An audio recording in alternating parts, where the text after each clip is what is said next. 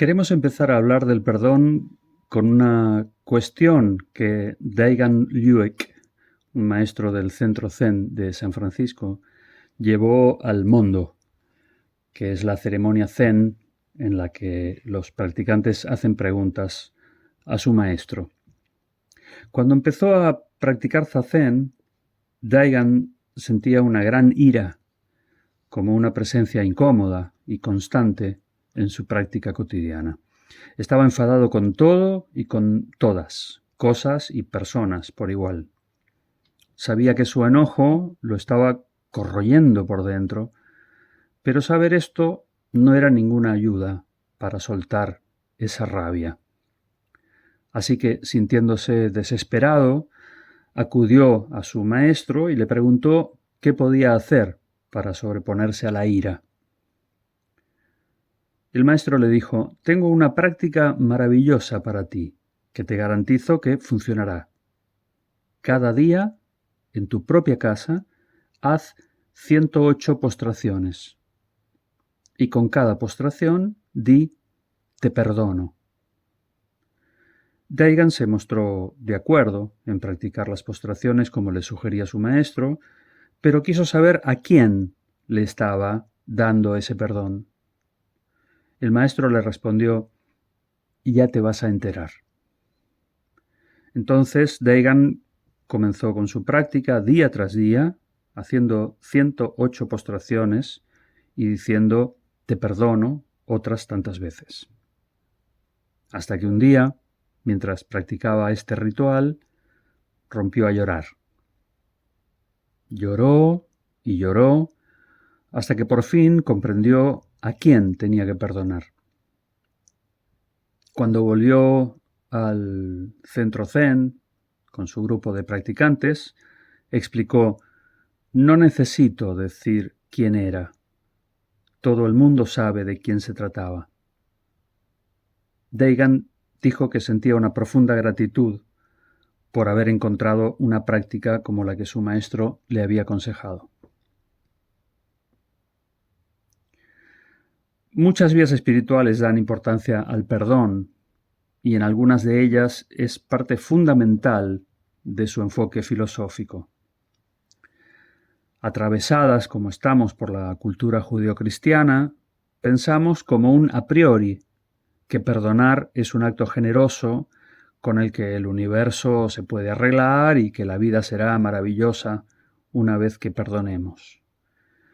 Pero llegadas a este punto y antes de proseguir, tenemos que formular unas preguntas necesarias.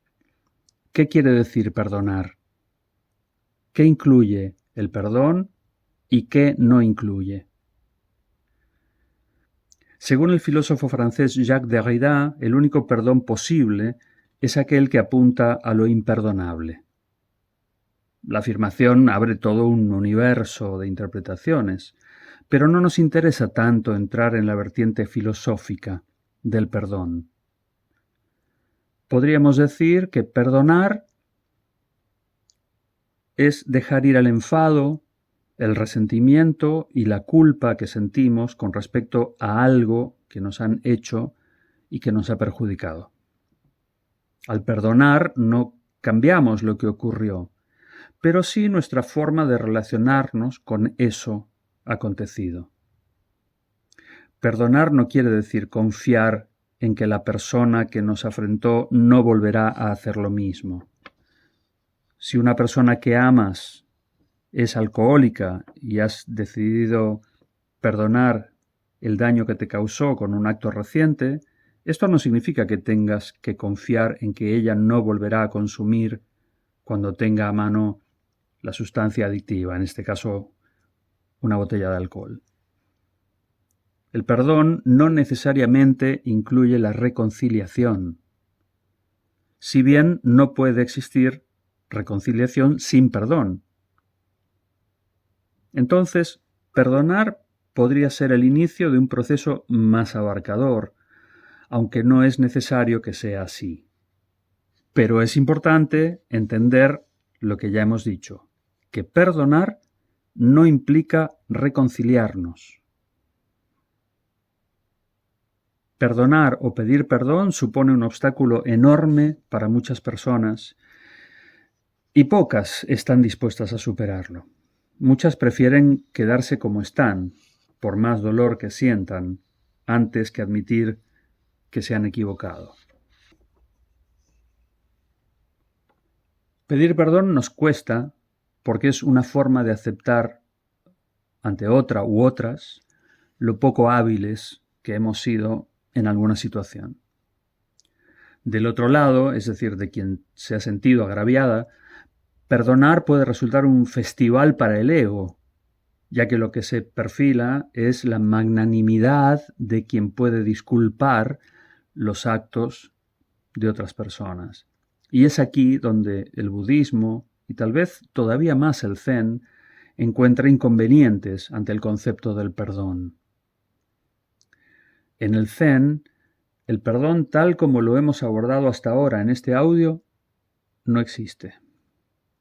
No hay registro tampoco de ninguna enseñanza del Buda en la que hablara sobre el perdón.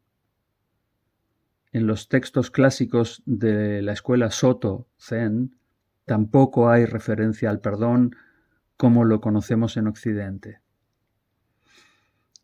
El perdón no es algo para el budismo porque, entre otras razones, no hay tal cosa como un yo o un ego. El yo es apenas una ilusión a la que nos aferramos para sentir que poseemos una identidad. Si no hay yo, entonces no hay nadie que deba o pueda pedir perdón y no hay ningún perdón que dar. Es decir, nunca hay ofensa, por más horrible que pueda resultar la situación sobre la que gira la idea del perdón.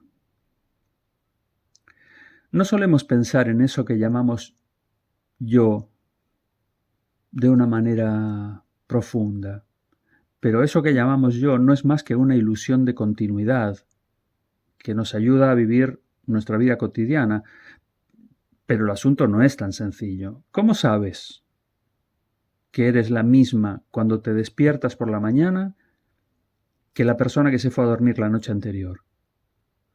Damos por hecho que somos el mismo ser de la noche anterior, de hace 10 años o de hace 10 minutos, pero esto es completamente erróneo, porque la persona que eras hace unos segundos ya no es más, ha muerto. Entonces tu yo del pasado, el que resultó ofendido o el que ofendió, también ha dejado de existir. Alguien ofendido vive en el rencor y no encuentra salida de ese mundo de tinieblas. La persona ofendida no entiende la ley de causa y efecto que rige el cosmos. Todo lo que acontece lo hace por una razón y como resultado de millones de conexiones. Todo lo que nos ocurre es útil, nos sirve de aprendizaje y es la materia prima de lo que estamos construidas. Las lágrimas, el dolor, pero también lo bueno del pasado, es lo que te ha hecho ser como ahora eres y por lo que en este momento estás escuchando este podcast. Y saber escuchar y comprender lo que oímos es producto también de todas esas vivencias, lo que cuestiona que las califiquemos de buenas o malas. En la práctica del Zen aceptamos todo lo que hay, también el dolor, la ofensa, el maltrato. Estas vivencias son también parte de la vida, nos conforman y nos permiten avanzar y crecer. Nadie en la historia de la humanidad ha florecido sin haber pasado antes una buena temporada en el barro. Ver con claridad, aceptar, arreglar lo que hemos hecho mal y soltar son prácticas que el Zen propone para que ese florecimiento tenga lugar en medio de las adversidades.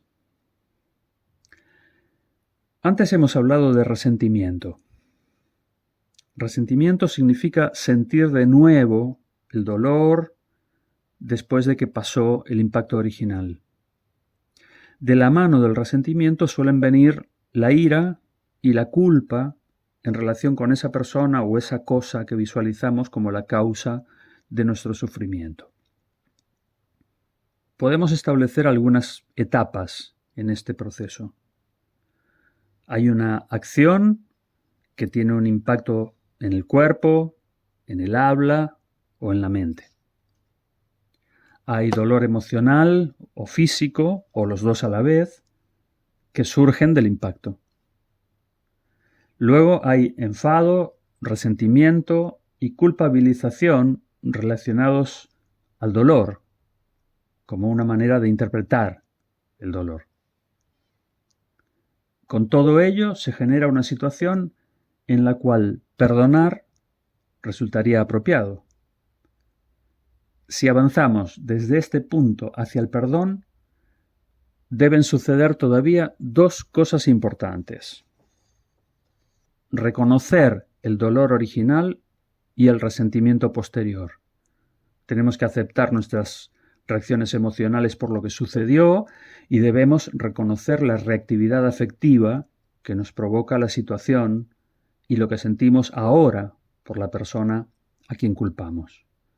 Y luego dejamos paso a la intención en nuestros actos, dejar ir el resentimiento y el enfado. Por aquí comienza el perdón. Si reflexionas en lo que hemos dicho, verás que el perdón del que hablamos no tiene nada que ver con ser buenas con la figura de quien nos ofende, sino con ser bondadosa contigo misma. Guardar rencor y resentimiento daña aún más a la víctima, mientras que no castiga ni reforma a la persona ofensora. Se dice que negar el perdón es como sostener una brasa ardiente en la mano, esperando que pase quien nos ofendió para lanzarla contra esa persona. Pero tal vez ella no pase. O sí, pero cuando lo haya hecho, ya te habrás quemado la mano. Una pregunta interesante en este punto podría ser: ¿quién da qué cosa y a quién?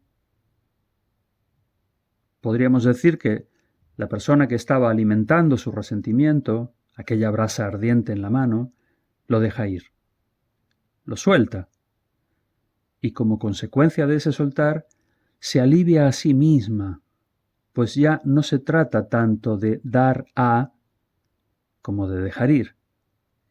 Y para esto último es innecesaria la participación de nadie más.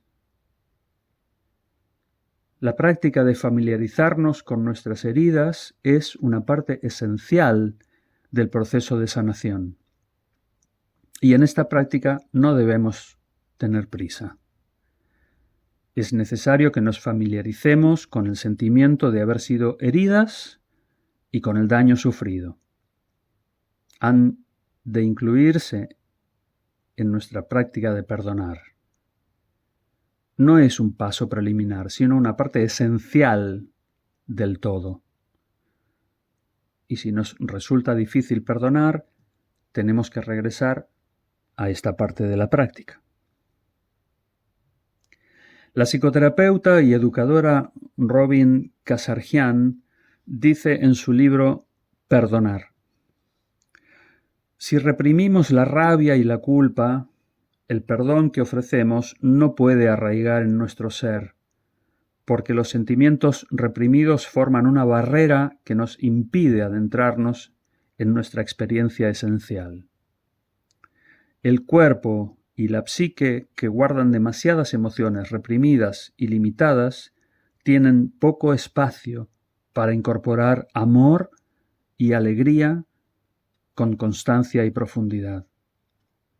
Es posible que de cuando en cuando experimentemos la alegría y el alivio que nos proporciona el perdón, pero este quedará en la superficie.